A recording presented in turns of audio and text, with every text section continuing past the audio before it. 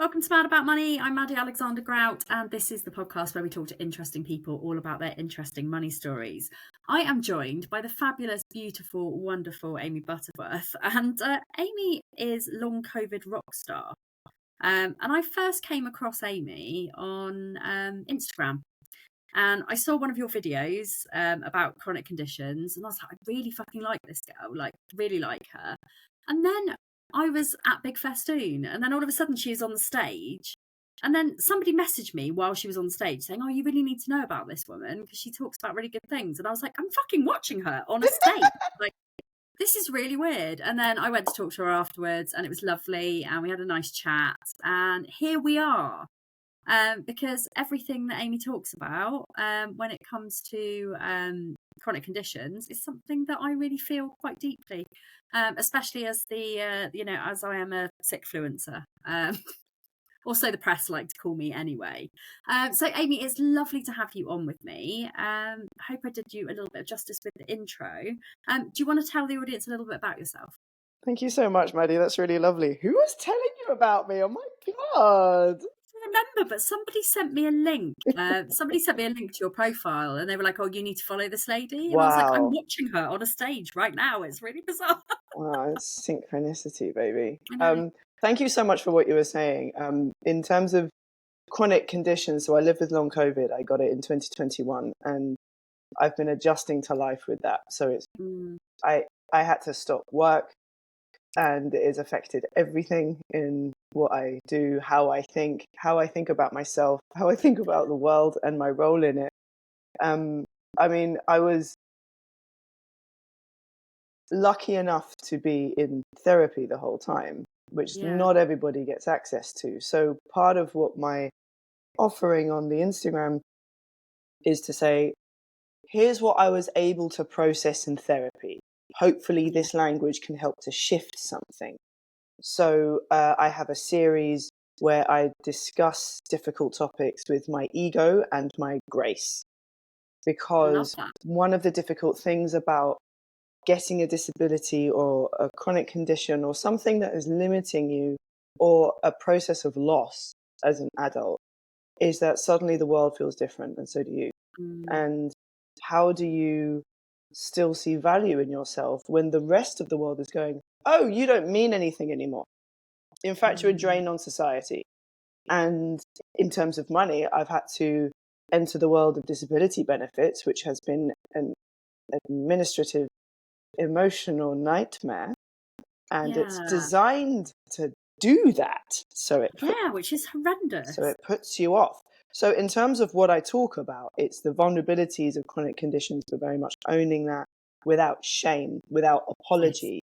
And it's really wonderful to hear that it helps and that it just kind of vocalizes something that people have been struggling with. It's worth noting this is a daily practice of mine too. I'm consistently faced with my own limits, my own vulnerabilities, my own frustrations. You and I had a conversation on Instagram this morning. I'm like, I'm really low energy. Yeah. And you were gracious enough to say we can reschedule if necessary. And I'm choosing to do this. The cost will be high. So I did a training session yesterday online. I have been in bed since. So I've been in bed for about 24 hours because I just couldn't. Using my brain affects my legs. I don't think that's fair. I don't think that makes any sense. I feel you. I really do. So I've got, I mean, to be honest, long COVID might even play into it, but I've got so many other disabilities that I genuinely don't know whether or not I do or I don't. But for me, I've got like several autoimmune diseases. I've got Hashimoto's disease, rheumatoid arthritis, all of the neurodivergent conditions. I'm hypermobile. My joints hurt all the time. Me too. I struggle to walk sometimes. And all I get from people is like, do more exercise. I'm like, I fucking would if it wasn't so fucking painful. You can get to fuck. That is a proven way to actually exacerbate my condition and potentially damage me. And I'm speaking as somebody who used to do a physical challenge every year. The year before I got sick, I had done a boxing match. The year before that, I did a triathlon. The year before that, I did a half marathon. Like, I didn't fuck around. It was also because I didn't want to go gym.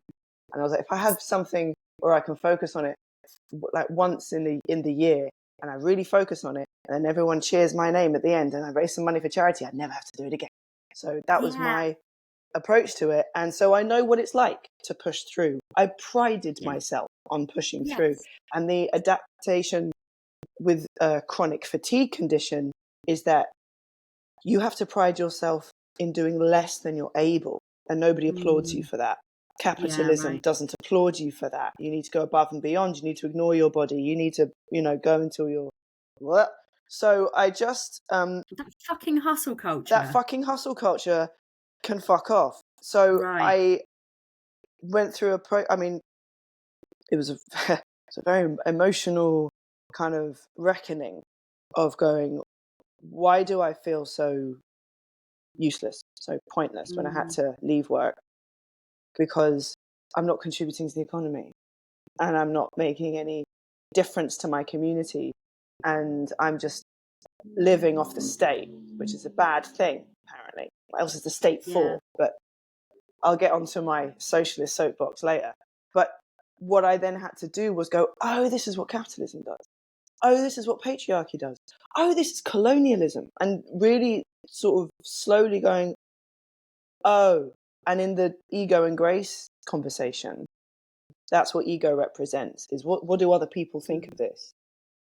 And what grace is your ancient, eternal soul. In my head, she's this old Jewish woman, she smokes, she's just like, look, we don't need to go to that party. We are the party, babes. When you're ready to realize this, you'll catch up. It's no rush. Don't to prove anything. I love her. Who are these people? So do I. That's why I put her on. She doesn't smoke on Instagram, but there's that. And then ego is like, but I want to be loved, and I want everybody else to love me. And what grace is like, we can love ourselves enough. Like, obviously there's external things that we need, but the daily practice that I try to do is go, okay, what do I feel like I'm missing? Okay, if it's love, if it's attention, if it's just a bit of satisfaction, or if it's just a something different to what I'm feeling now. When you shift out of grace, out of ego and into grace, you go, I have everything, I am enough, and I have enough. Capitalism would collapse if we said those words more often. I don't need to buy that. I don't need to improve myself by buying that. It's why I don't have goals, because goals are over there, right? I'll be a better version of myself when this, or if that, or over then. And I'm good enough now, today. And so instead I develop habits, and that is about the language that I use to speak to myself, how I describe myself, how I speak to other people. And it's a way to validate my, non-economic contributing existence in a way that feels peaceful and aligned with who I am. So what I do on Instagram is my way of contributing to the economy, because I am letting other people who are in similar positions to me know that they are seen, that they are valued, and that they're not alone. Yeah. And I'm freelance. I can work 2 hours a week, probably, if I'm being really honest about it, in terms of mentally preparing. And I consult to people, I train people on diversity, equity, and inclusion, right? And it absolutely wipes me out. And I have had to learn that I can't overpromise. I can't anymore go, I'll just get it done. I'll just push through, because that will make me unwell. It's that perpetual burnout cycle, isn't it? When you are like, it's that kind of society's like, we should be doing that. I don't use that word. I removed it from my vocabulary. Goes in the fucking bucket. It's always me. And also, like, I love what you said about goals, because for me, like, so when I'm teaching people about visibility, especially the people that I work with, because most of them have neurodivergent chronic conditions, they're from like marginalized or underrepresented backgrounds. So like when I'm teaching them, I'm like, SMART goals, shit. So I've got my own version of it. It's called FART goals. All right. So, and what it stands for is fabulous, authentic, reachable, and trackable. Okay. So reachable is like, so I mean, fabulous. It's about being fabulous. That's whatever gives you joy, whatever's the fun thing. Like, set those goals that are like things that you really want to achieve that are super duper fun. And then it's the authentic, which is showing up as the person Can I who just you're hold you on that meant to word be. fun? Yeah. We've really Yeah. neglected this word. Yeah. Why aren't the things like work is so like fetishized almost? Like I work really hard. Well, what do you do that for? I don't work hard. I have fun. This is why I love Arlo Harris's thing of like H is fucking awesome. WTF. Who's that for? Yeah. Ask it yourself 25 times a day. I have the badge. Yes. And Who's and that actually, for? I fucking love that. And also, if anyone is listening and you haven't listened to H's podcast, H was on with me a couple of weeks ago, and they are one fucking incredible human. I love H. H is like the best. Anyway, but yeah, so the fun, like, I don't get out of bed unless it's fun, because my brain doesn't let me do that. So what else are we here for? What else are we doing with our one wild and precious life? I mean, fuck's sake. Exactly that. So that's the fun. The authentic is like, just fucking show up as you. Don't show up how people think you should show up. Just fucking show up as you. And it's hard, but that's what I teach people. And then the reachable is not like, hey, I want to be a millionaire next week, because that's fucking out of people's comfort zones, right? So like, think about what's the next step. Like, where can you go that's realistic, and you can get there without putting any shame on yourself, because we're told in society that we have to, like, we have to be making 10k a month, or we have to be making 20. Well, if you're paying attention to the authentic bit, there will be no shame because you're being yourself. Right, exactly that. And then the trackable is just putting one foot in front of the other every single day and fucking existing. It's not about like, oh, I'm going to track my social media today because I'm going to get 1 million views on this post, because it's not about that. It's not about how many people you reach. It's about the engagement and the people that buy from you. Anyway, that's my soapbox. Well, I just want to go back to your the fabulous and the authentic, because I think that's a great acronym. I absolutely love it. Everyone needs to fart, right? It's what everyone needs to fart. It's one of the things that I said at the Big Festoon, actually, and I've said it in one of my posts, is that there's no point in me advocating for the disabled community if you're not being your full self. Yeah. Like, who am I doing this for? So what? So you can show up as a fake version. Like, that's a betrayal to both you and to me. So I say I need you rested and I need you weird. Absolutely. Your weirdest possible version. Like, in the days when I can't do anything, where do I go to connect with Amy as much as possible, instead of judging myself as much as possible? It's really important that we give that value to the younger self, who has been neglected and told to shush and their views don't matter. But actually, what I need to do is I need to watch that Eddie Izzard video again. And that's just how that's going to be today.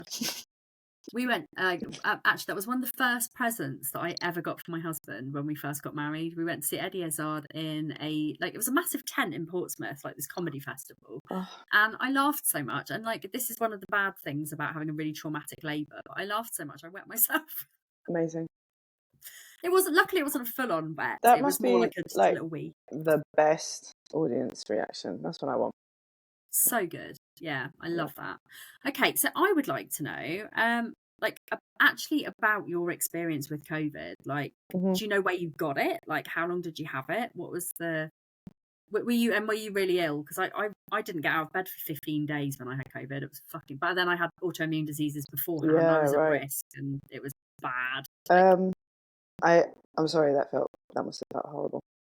Oh, well, I actually, at one point, I had a dream that the Grim Reaper was coming in through my window to get me, and that was fucking terrifying. Rude. Yeah. I closed my window after that. I was like, he's not getting That's going to keep him out. I was so it was July 2021, and I masked everywhere. I'd had one jab at the time. And I'd had one as well, yeah. It felt like a really bad flu, and I couldn't smell anything. That's the weirdest thing. not smelling things was really weird because I do a lot of like aromatherapy and stuff, and I just went around sniffing stuff, and I was like, oh, Jesus. I'm so grateful it's come back. My friend's smell has not returned, and I cannot tell you the impact it has on your quality of life. It is unreal. But I was still really fatigued, and I kept saying to my boss, like, okay, I'll try and get back to work on Monday, and I just kept delaying it, and then I managed to get, like, a lot of people aren't believed. I was really lucky that I spoke to a couple of GPs, because one guy said, just push through and go back to work, and I was like, no, that sounds right. No. And another doctor said, this could be something, so let's write you a fit note for like a month. And so I basically said to my boss, like, go on without me, Sarge. Like, I think I just need to focus on recovery. I then went to the long COVID clinic at UCLH in London, and they about 3 months in, and they said, we think people at this stage, if you're still feeling like this, prognosis is another 6 to 9 months. And that was because I had done a POTS test, a postural orthostatic tachycardia syndrome test, which is where you may have quite low blood pressure. When you stand up, you feel faint. Your heart rate's quite high, even if you're sitting down. I think I've got it. Like, it's another one for my fruit bowl. It's another like, one for your fruit bowl. It's why I wear this visible armband to just make sure that I've got 3 things. That POTS is one of them. EDS is the other. And the other one what's the other one? Oh, something else. I had a test for that because I've always been bendy, but I didn't have an official diagnosis. And they said, well, maybe if you've got hypermobility, then that's a reason why the COVID sort of hacked the back door of your immune system, because and then just kind of stuck around in your mitochondria. And then I got diagnosed with a hypermobility disorder. It's never been useful for anything other than party tricks. Like, it's completely pointless. Yeah, I used to be able to put my leg behind my head when I was younger. Yeah, I can still do that. And the arm thing, like, and my thumb is all bendy and weird, and it's like, there's no point in this. Can you do this? Yeah. Yeah. It's like, what's the point in that? That's how I tried to impress boys when I was a teenager. It was pathetic. Anyway, so that was a real big hit of going, oh, this is a long-term thing. And I remember coming home and weeping. And then I had an amazing friend of mine called Beth O'Brien, who's been living with an autoimmune condition her whole life. And she reached out immediately and went, listen to me, this is what you're going to need. She was the one who came with me to hospital. And she was like, this is what pacing is. This is what electrolytes can be used for. I cannot stress enough how much you need to rest, and don't judge yourself for that. It's absolutely necessary.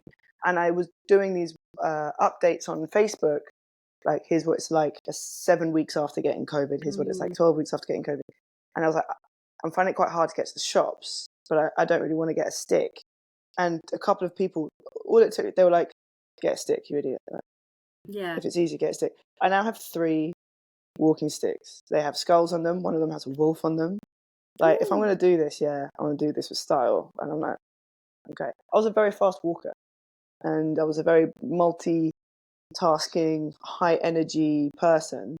I'm still high passion, but my energy has to be channeled and managed in a way that is sustainable and not damaging. So I can walk, but it's exhausting.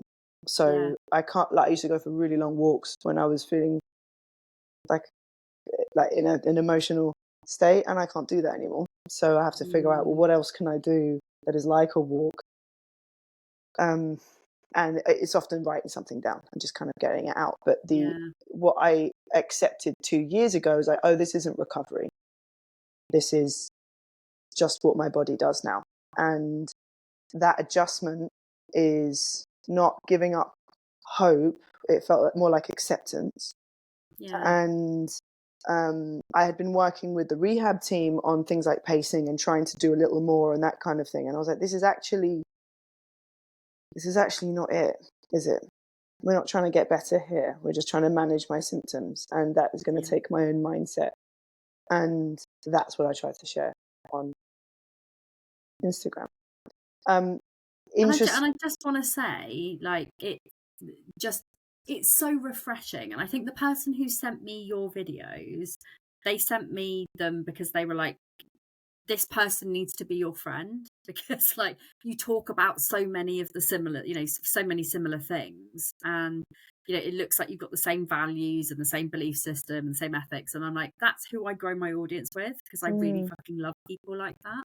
And as soon as I saw you on stage, I was like, yeah, she's got to be my friend. And then I waited in the little queue and I was like, I need to talk to you because I'm going to stalk you now. It's really weird. Can I just talk about that stage moment for a second? Yeah. Right. So I used to, and I do want to come back to this because it is why we initially were talking about money. Yeah. My job before I had to leave, I was the manager of the Scouts program. So the activities that young people do on their Scout camps and what they have to do in order to get the badges.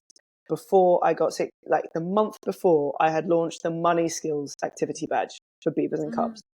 Love that. It was in partnership with HSBC, and they wanted to make sure that young people had money skills because you develop your financial habits by the age of 7. So we wanted to start at 6, right? And it's just from like watching parents or being told stuff, and like, you just absorb things, right? Yeah.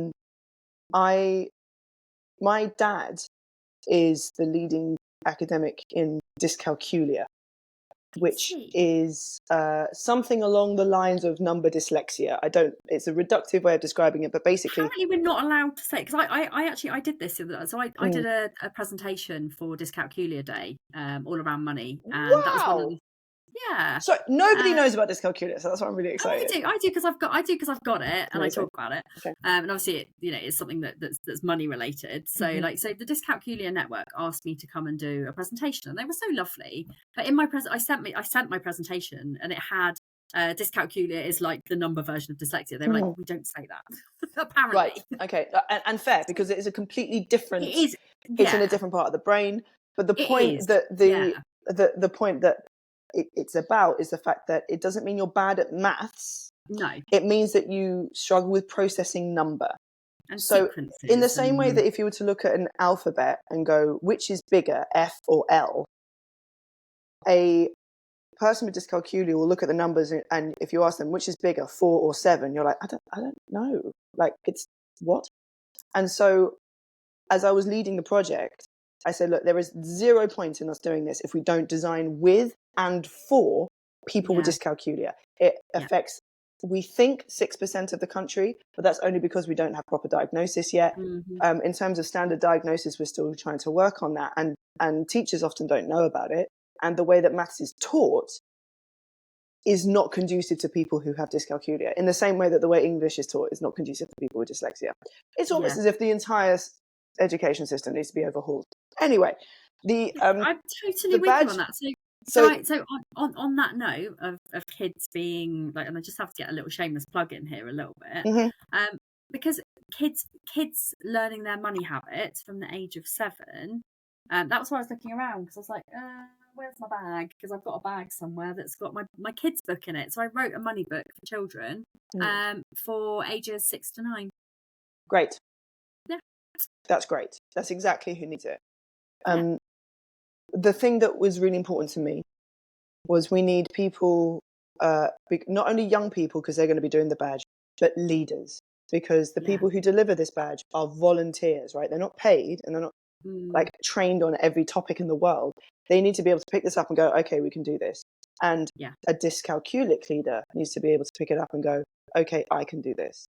And so it also needs to be fun, and being able to be done on a camp with like marshmallows and tents and stuff.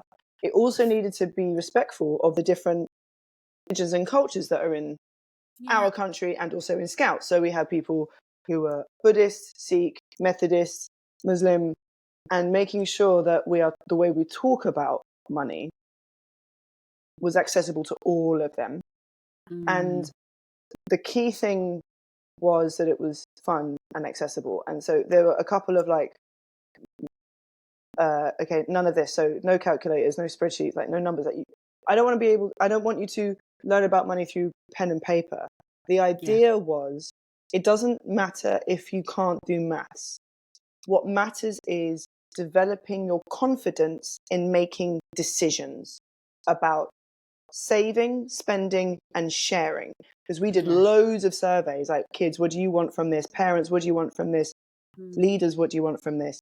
And kids, because they're 6 and they're scouts, they're like, we want to know how to raise more money for charity because they're angels. Love them. And we had loads of parents going, I think this is a terrible idea. It's really divisive. I think it could get really difficult and really rude. And I was like, great, you join our research team. I need haters in the room because it means that your objections will help us to work harder. Yeah. It then meant that we could manage their expectations of it and work with them. We were then writing out activities and testing it throughout the country in low socioeconomic areas. So it was things like we weren't saying, okay, for a saving activity, we're not saying like, okay, find 20p each week and like save that, because not everybody has access to that, right? So we did an activity where collect bits of cardboard and save it for a month and see what robot you can make out of it. But the idea was the action was saving. And we looked at zakat, which was the donation to charity in the Muslim practice, and how do you figure out what 2.5% is? And we did that by cutting out cakes and like finding percentages using that. So making sure that this isn't about being good at. We had a dyscalculic leader on the team, and she was like, I'm a DT teacher and I can't use rulers because I don't know what 17 is. But so I use a laser pointer. And I was like, brilliant. Okay, so we need your brain on how we figure this out. When we were then looking at the design of the badge itself, like the picture on it, we had like money and cards going into a piggy bank. And the feedback from the Muslim Scout Fellowship was like, it's cute, but we will never put a pig on our children. We're like, good point. Thank you very much. Let's start that again. Yeah, and so we ended up doing that as, well, first of all, it was just coins going into a globe. And then we asked a young person, they're like, why isn't there a credit card on there? Because we don't use coins anymore. We're like, cool, thanks, young person. Excellent. So it was absolutely imperative. Like, I didn't start the project until I had neurodivergent people on the team, different socioeconomic backgrounds, different religions, different cultures, in order for us to continue to challenge, because money is pervasive. We can't escape it. But the idea had to be rooted in Scout values of how do we be a good community person with our money. And so it was things like budgeting for the menu for a camp, but making sure you're also including halal options, kosher options, vegan options, gluten-free options, going to a supermarket. And like, so it's also considering the world, hence the world being on the back. So that's what I was doing before. I'm very much advocating for inclusive programs, designing them, because when you design for the minority, the majority benefits. I am unshakably right about this. I will fight you in any room. That is because at the beginning, HSBC had no idea about what dyscalculia was. By the end of it, they were like, this is brilliant. And then the badge won a few awards, and that's fine. Anyway, so I used to go around the world doing training sessions and talks and things like that. Before lockdown, the last thing I did for the Scouts publicly was giving a talk in Rio at the World Non-Formal Education Forum on how the Scouts deliver on the SDGs. And I was visiting a Scout group there, which was extraordinary. So the last time I had been on stage was a very different version of myself. So at the Big Festoon in April this year, I was talking to Danny about how to show up for your community when you can barely sit up. Yeah. And the Big Festoon is like a festival, and it is extraordinarily high energy. And you get to choose your entrance song. Oh, it's just, I'm a rock star for a reason, but you're really making this dream come true. And so I said, okay, there's a couple of things here. I need to know what kind of chair I'm sitting on. I also will ask for a ramp, please. Stairs will tire me out. And at the side of the stage, I asked one of her squad to say to me, use the ramp. Because when I did a boxing match in 2019, I got out, again, you could choose your entrance song. I got so excited about hearing my name being announced and my music going on that I kind of jumped out and like threw my arms up in the air and everything. I spent a lot of energy on my adrenaline before the match. And so I was like, okay, let's This is the same. The adrenaline is going. I need to be able to last for the whole 25 minutes of this conversation. I need to conserve my energy now. So I said to the person, it was Lindsay, right? Absolute legend. And I said, please tell me to take the ramp instead of the stairs. And she was like, I'm not going to tell you what to do with your body. And I was like, I'm telling you. Please fucking tell me. I respect that, but I'm telling you to say to me, take the fucking ramp, because I will be led by my own adrenaline and I'll exhaust myself when I get onto the stage. So she said, take the fucking ramp. I did. I walked really slowly to Peach's Boys Want to Be Her. Nice. And it fought everything in my body to do that, because I didn't want to keep people waiting, and I didn't want people like, who she thinks she is?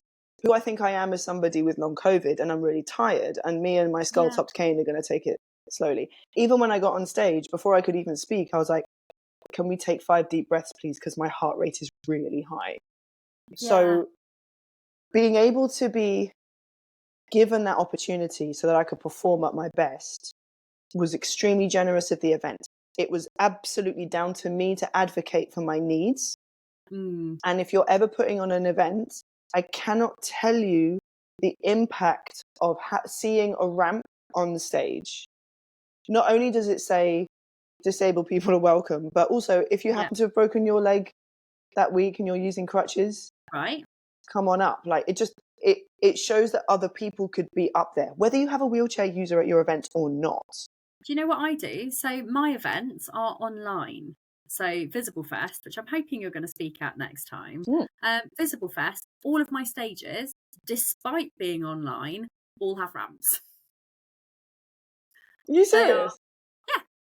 Deadly, absolutely deadly. So I'll send you some pictures afterwards. Please do. That is extraordinary. So all of my stages are they all have ramps. They all also have a gangway for wheelchairs, even though they're online. I also have accessible toilets at my online events. This is all online. All online, yeah. No one is physically on these things, but this is how you present digitally your speaking stages. Yeah. This is what I'm talking about. We need to normalize it everywhere. And you just go, I'm making a point, but the point is being made. Exactly that. Yeah. So, and my accessible toilets, they're all like, there's a disabled one. They're all gender neutral. They also have bean bags, so you can sit outside and have a chat. I love that. And like literally everything. When I was building it, like when I had in my mind, I was like, I want to build a festival like Big Festoon. Like Danny really, really inspired me, and like everything that Danny does, I just fucking love.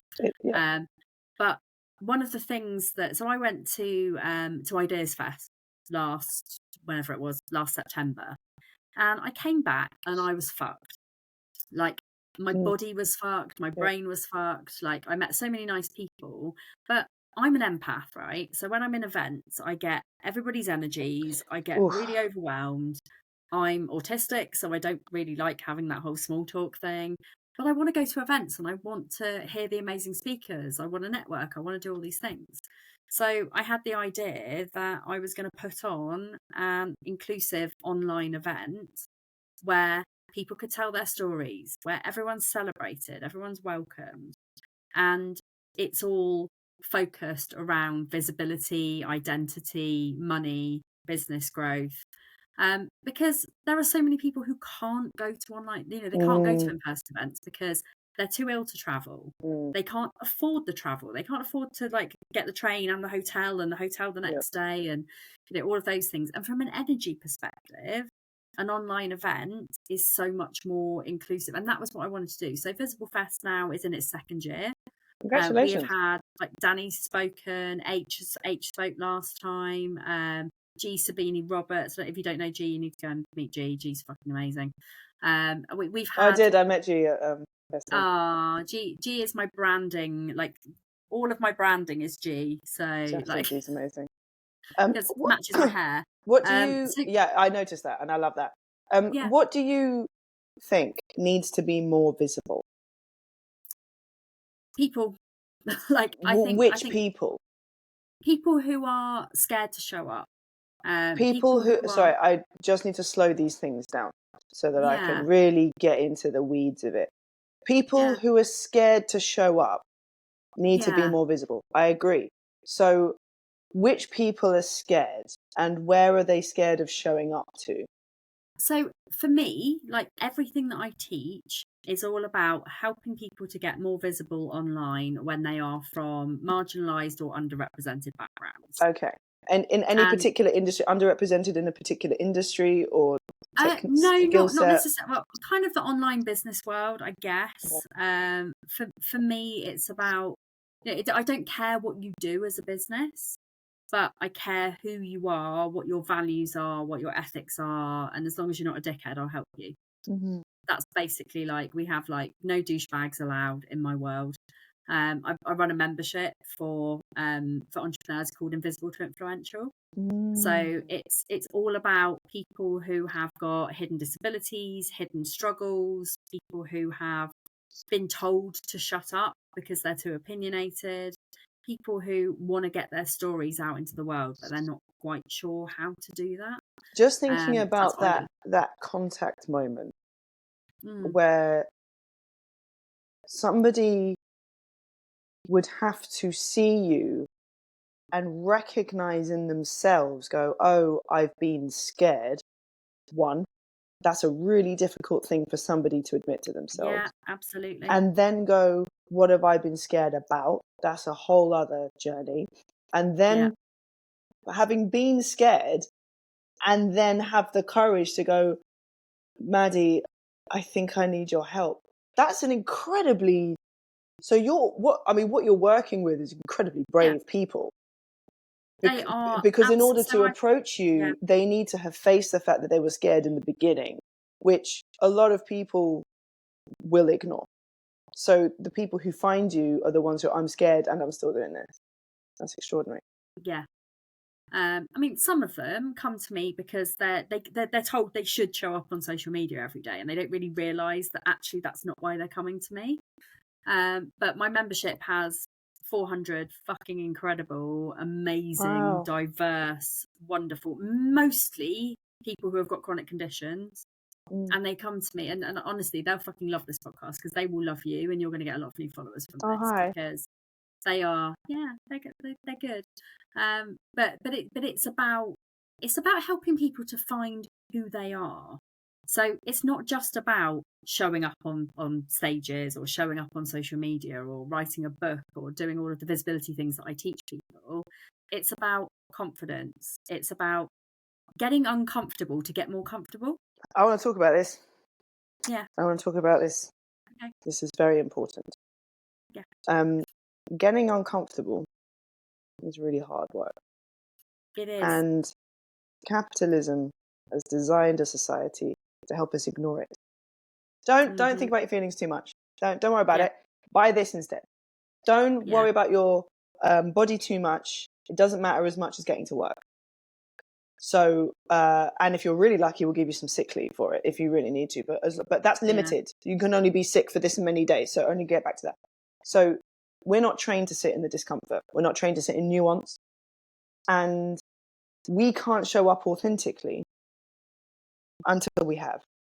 Yeah. And one of the Jungian concepts of this is the shadow. I was talking to Washington Ali about this. Another legend. Is one of my faves. Another legend from the Big Festoon community. Danny Wallace has connected me with the most extraordinary people. I'm so grateful to her. The process of healing is not improving your dark parts. It's about loving your dark parts. So that if somebody else sees it, it's not as scary because their opinion of it, you're not ashamed of it because their opinion of it doesn't matter because you love this part of you already. That is what so much of my journey has been about. One of those things I think which a lot of people find very difficult is asking for help because you have to love the part of us that is vulnerable. Because up until getting sick, I didn't show anyone that, or I didn't think it was, and actually that is because I didn't think it was worthy. It wasn't worthy of being seen. Yeah. Don't worry, I'll take care of that vulnerable bit. I don't want anyone else to see it. What showing up authentically is like, I've done some work. I am this as well as this. So I am generous. I'm also selfish, right? I'm hardworking. I'm also lazy. And I'm extremely helpful. I am really vulnerable. And I'm really scared. And I can't have anyone see that before I have my own relationship with it. That's why I do the ego and grace thing, because ego is saying all this shit that I was saying and still do and have to work on it. You are not going to bring people with you if all you have is results. We need to see what it took you to get there and what it continues to take you to continue on this path. That's why I say this guy exists, right? Like that's literally like my biggest unmasking, loving myself, full blown journey. Like, I need to send you a copy. Actually, I think you'd enjoy it. It's why so for some reason, so I created Long COVID Rockstar in March 2024. Before then, I was no blue denim. I was just posting work outfits that were like a rock star in the office, but the one rule was no blue denim because I needed to leave something for myself on the weekend. So nice. That was what I was doing. Just like a little fashion project, really, style project. And then I created Long COVID Rockstar, and I had 849 followers. I now have 11,500, and it blew up in the last 2 months. Yeah. And I think it's because I was talking about this really difficult stuff.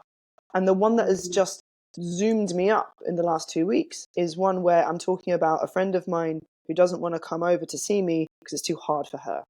It's too hard for her to see me like this.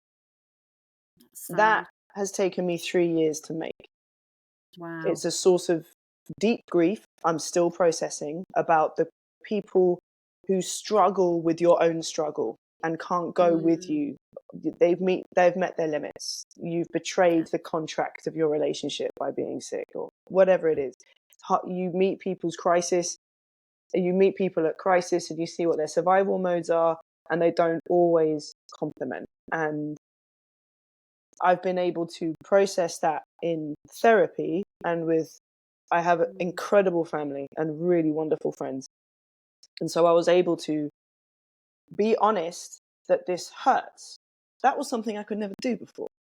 And only when I was processing it myself could I then share it with other people, because it didn't feel too difficult to share, because I already have a relationship with this now.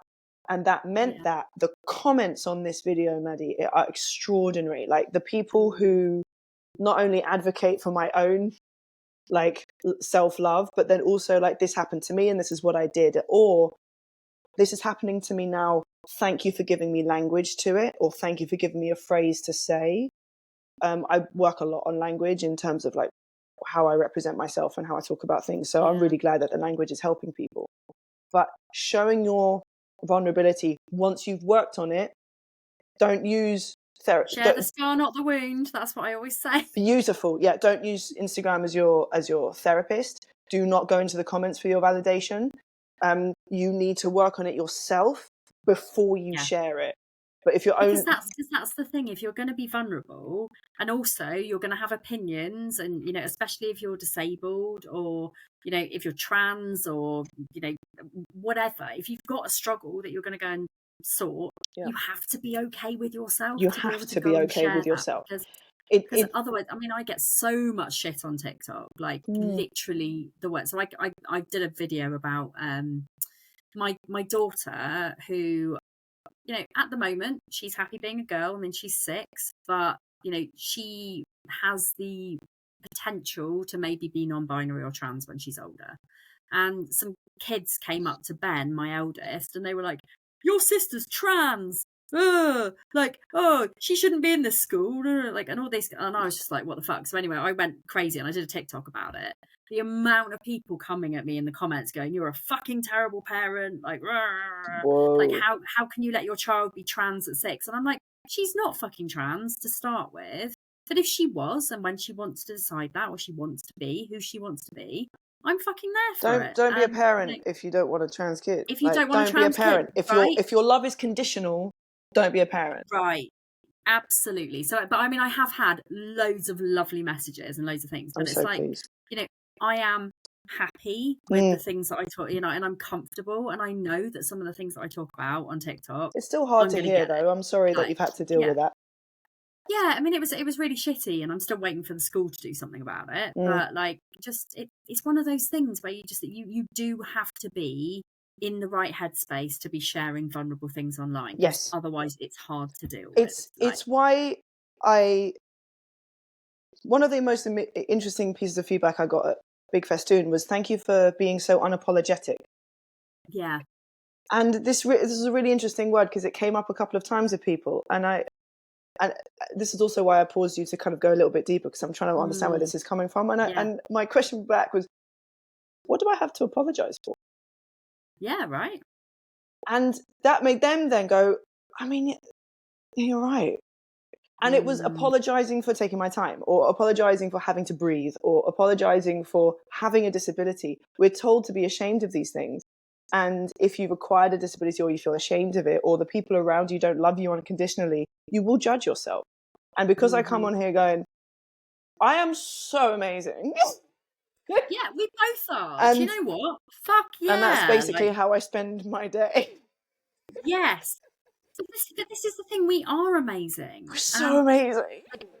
We don't give ourselves enough credit for I showing do up. all the time. I'm like, you Well, are I don't think I give myself enough absolutely. credit for, you know. I take my time. So one of the things I do every morning is go, I love you no matter what, 3 times in the I mirror. love that. I love you no matter what. And it feels really weird and really silly. And I kind of have a little joke with myself. This is fucking stupid, isn't it? But I love you no matter what. Whatever you say, whatever somebody else says, whatever you do, I will love you no matter what. Because at some point in my childhood, I needed to hear that in order to know that love was not conditional. And having had the difficulties I've had, I need to still do that for myself. Yeah. It's so important. I wish we had more time. I feel like every time I have a really great guest on, like and actually Washington was my last guest. It's like all of the people that we love. So I love Washington. but yeah, I feel like I'm gonna have to get you back on, because there's so many things that we haven't spoken about. And I didn't We've even got ask even you what wanting your more, money Maddie. story was. I know, right? Like I feel like you have to be more in you're more in my world now. And I think actually I'd love you to come and speak to my membership at some point. I think they would really appreciate you and your attitudes and your beliefs, and yeah, you're just a fucking wonderful human, so thank you. That's lovely to hear. Thank Amy, you so much. how do people get in touch with you? You can find me on Instagram at COVID Rockstar. Start there. And when are you starting on TikTok? Are you on TikTok? I kind of share my videos on TikTok, but I don't do anything else. I look at the comments sometimes, but I don't follow anyone I just kind of repost there, so I don't. But I'm COVID Rockstar on TikTok, and if you message me, then I will always reply. Amazing. It's been absolutely fabulous to have you. Thank you so much. Also, if you were to share your Tourette story, you should call that TikTok. Yeah, I love that. I love that. I mean, I just feel like I feel like it's a little bit insignificant when so many people actually really struggle with full-blown Tourette's. You know, mine are like, I mean, like it's a form of Tourette's. Every story is like, other people have worse long COVID than I do, but it still matters. Yeah, your perspective still matters. It does. No, you're so right. And there'll be someone else who has the same level as you going, well, I don't really need to talk about my Tourette's because it's really not that much. Yeah. No. So maybe you could empower them. Yeah, very true. But you have to call it TikTok. I do mention it in my book, actually. But yeah, so for anybody who is listening, if you've enjoyed this episode, please share it with your friends, like, subscribe, download the Mad About Money app. It's completely free. If you go to any of my social media handles, you will find it in my stand store. I'm Maddie Alexander-Grout. You can follow me on TikTok, Mad About Money Official, or Maddie Talks Money on Instagram, and we will see you next time. Thanks for listening.